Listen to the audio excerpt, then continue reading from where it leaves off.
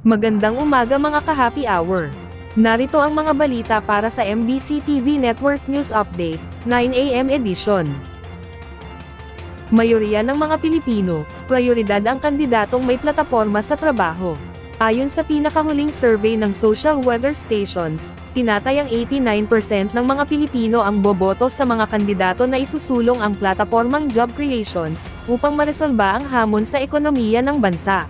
Naayon ito sa prioridad ng Trabaho Party List, ang pagpapalakas ng job creation o pagpapalaganap ng trabaho at oportunidad. Bukod sa pagpapataas ng sahod, pati na rin ang non-wage benefits ang isinusulong ng Trabaho Party List, upang mapabuti at maging disente ang pamumuhay ng mga Pilipinong manggagawa.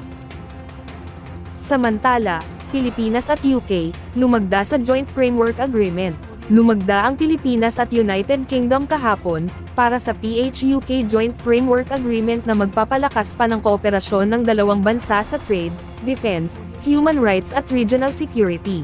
Malugod namang tinanggap ni Department of Foreign Affairs Secretary Enrique Manalo si UK Foreign Secretary David Lammy, para sa paglagda ng kasunduan at talakayin ang pressing mutual concerns ng dalawang bansa. Sa isang statement, sinabi ni Secretary Manalo na ang enhanced partnership ng Pilipinas sa UK ay isang testamento sa malakas at malalim na formal, sectoral at people-to-people relations sa pagitan ng Pilipinas at UK.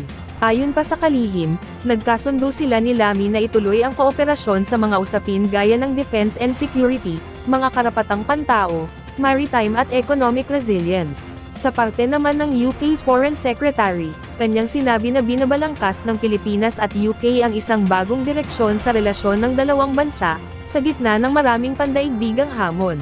Ibinunyag din ni Manalo na tinatrabaho ng dalawang bansa ang marami pang mga kasunduan at engagements, kabilang ang implementing arrangement sa ilalim ng 2024 Memorandum of Understanding on Defense Cooperation, MOU on Information Sharing Concerning Maritime Domain Awareness, patuloy na partisipasyon at palitan sa joint military exercises at maritime patrols, port calls ng British naval vessels at ang paglulunsad ng inaugural PH-UK Joint Economic Committee meeting sa London ngayong Marso. At yan ang mga balita para sa MBC TV Network News Update, 9 AM edition. Abangan ang mga susunod na balitaan mamaya, para sa 10 AM edition.